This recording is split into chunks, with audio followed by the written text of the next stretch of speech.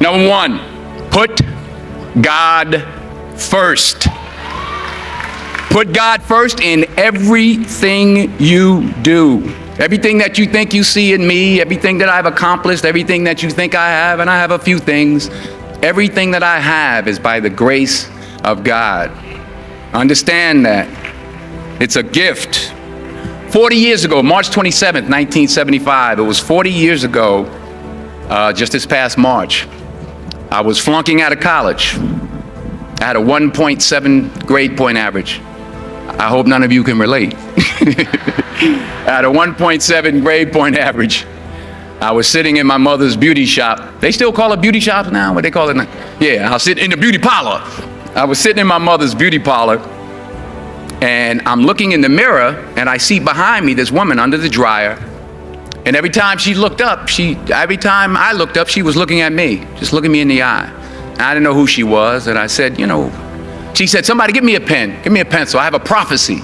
March 27, 1975. She said, boy, you are going to travel the world and speak to millions of people. Now, mind you, I was flunked out of college. I'm thinking about joining the army. I didn't know what I was going to do, and she's telling me I'm going to travel the world and speak to millions of people. Well, I have traveled the world, and I have spoke to millions of people. But that's not the most important thing, the success that I had. The most important thing is that what she taught me and what she told me that day has stayed with me since. I've been protected. I've been directed. I've been corrected. I've kept God in my life, and it's kept me humble. I didn't always stick with him, but he always stuck with me. So stick with him in everything you do. If you think you want to do what you think I've done, then do what I've done and stick with God. Number two, fail big. That's right. Fail big. Today is the beginning of the rest of your life, and it can be very frightening. It's a new world out there. It's a mean world out there, and you only live once. So do what you feel passionate about. Take chances professionally. Don't be afraid to fail. There's an old IQ test, was 9 dots, and you had to draw 5 lines with a pencil within these 9 dots without lifting the pencil. The only way to do it was to go outside the box.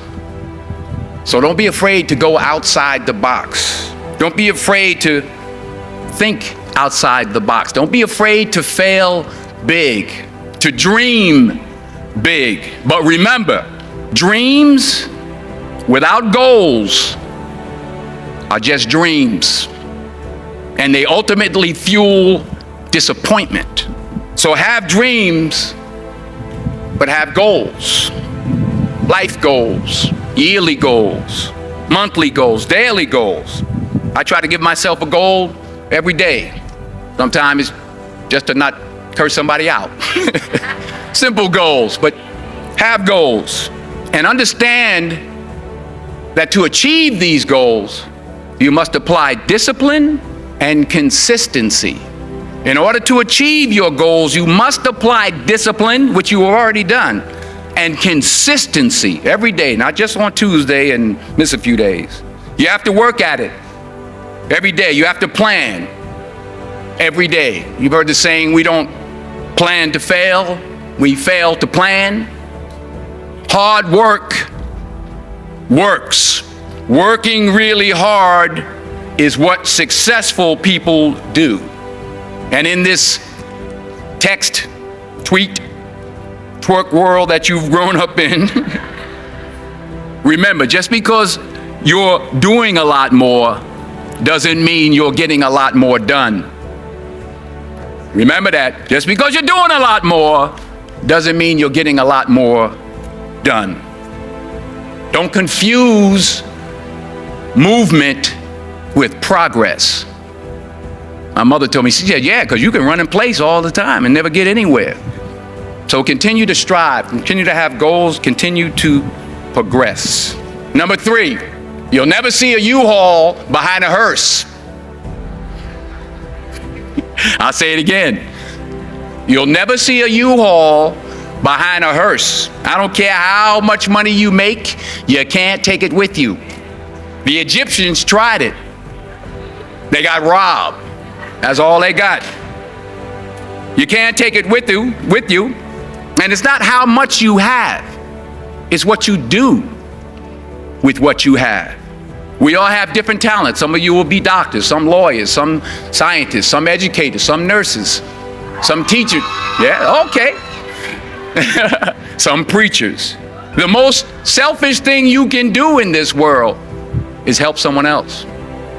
Why is it selfish? Because the gratification, the goodness that comes to you, the good feeling that I get from helping others, nothing's better than that. Well, one or two things, but nothing's better than that. Not jewelry, not big house I have, not the cars, but it's the joy. That's where the joy is, in helping others. That's where the success is, in helping others.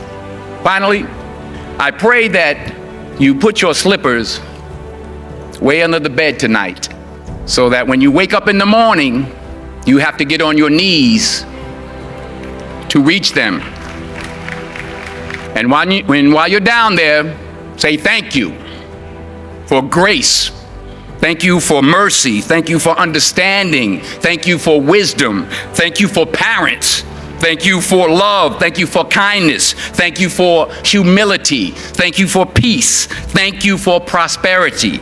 Say thank you in advance for what's already yours. It's how I live my life. That's why I am, one of the reasons why I am today.